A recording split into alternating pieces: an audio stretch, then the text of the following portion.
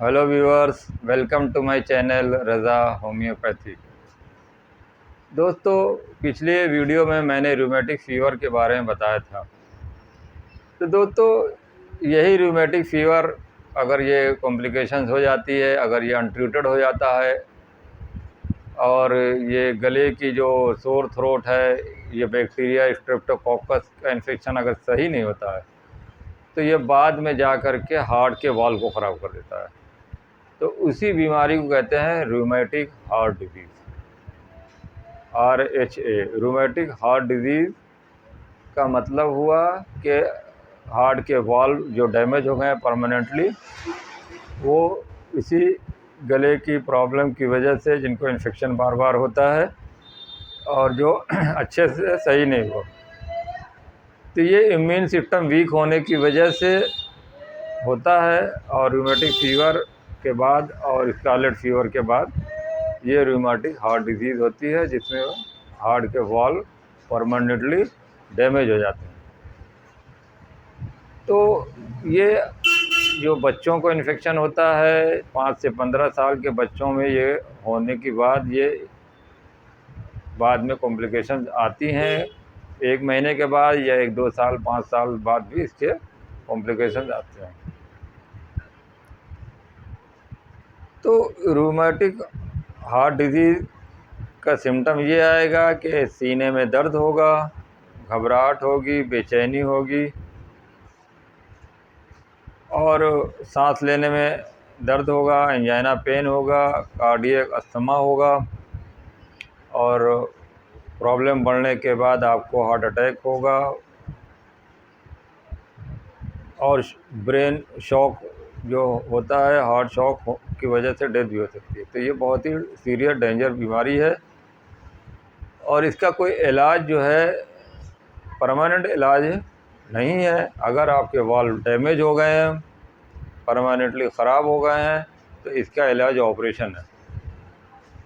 Operation के ज़रिए से इसके वाल्व को बदला जाता है, चेंज कर सकते हैं। लेकिन इसका कोई दवा होम्योपैथिक हो या आयुर्वेदिक हो या एलोपैथिक, कोई इलाज नहीं है। तो दोस्तों, इसलिए इस बीमारी को आप डायग्नोज अच्छे से कर लें। कोई आपके न्यूरोलॉजिस्ट हो या हार्ट स्पेशलिस्ट जो होते हैं,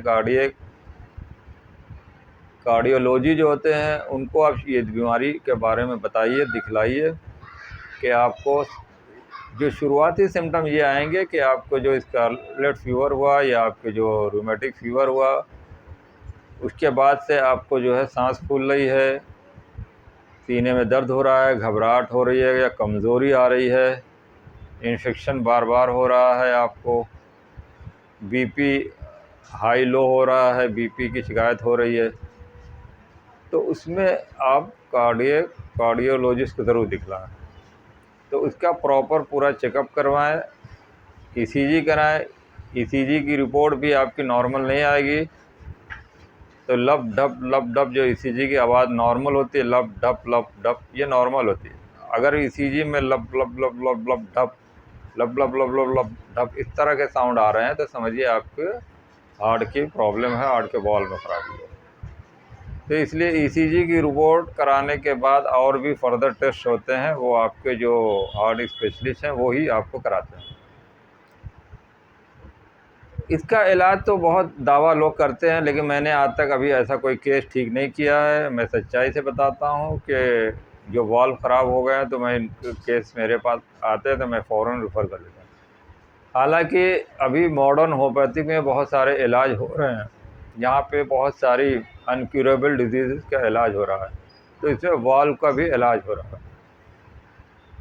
तो वो उनकी एक रिसर्च हो रही है, रिसर्च टीम है जो इसका इलाज करती है और इसमें काफ़ी अच्छे रिज़ल्ट भी आ रहे हैं। तो उसमें जो सेल जो हैं वो फिर से रीजनरेट हो रहे हैं और ये मॉडर्न होम्योपैथिक चिकित्सा जो आ रही है, उसके जो रिसर्च सेंटर हैं वो इसका इलाज कामयाब कर रहे हैं। काफ़ी पेशेंट इससे अच्छे भी हुए हैं, बिना ऑपरेशन के ये होम्योपैथिक दवाओं से हो रहे हैं। लेकिन मैंने आज तक नहीं किया है।